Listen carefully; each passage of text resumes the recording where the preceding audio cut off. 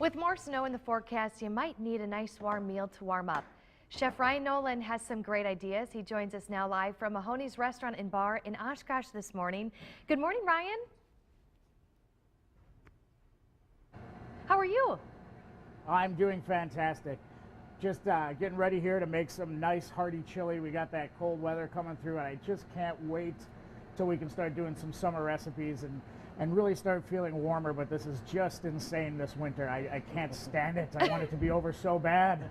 I think you have a lot of people agreeing with you, and I can hear Jerry, the camera guy, laughing too, because I'm sure he agrees as well. So tell us about this chili you're going to make.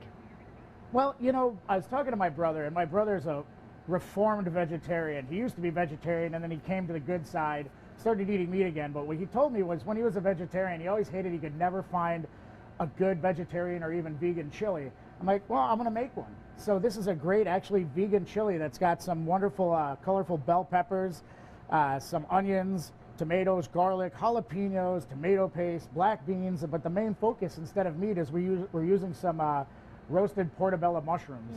So that's going to give us that texture, but a nice earthy flavor as well too. And it's going to go well with some chipotle powder we have that's going to add that nice smokiness to complement it at the same time.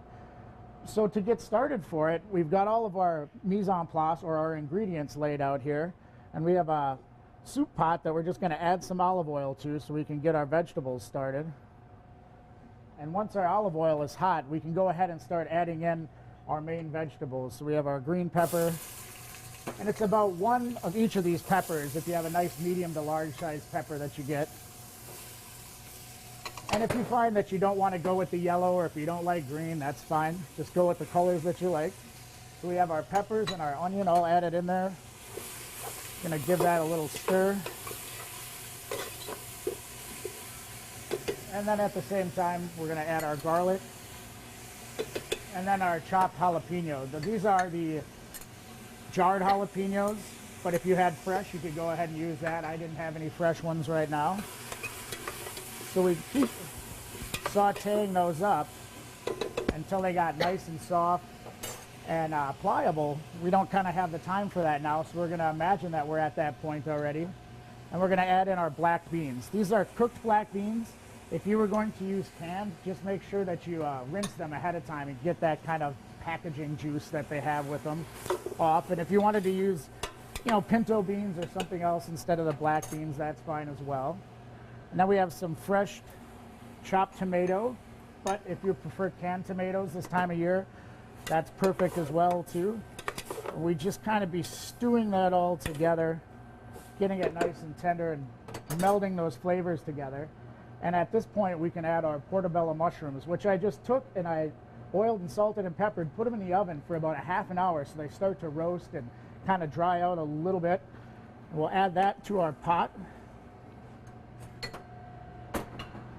Give that a nice stir. And now we have to add what's going to be the base of our sauce. So for us, we're going to use some tomato puree,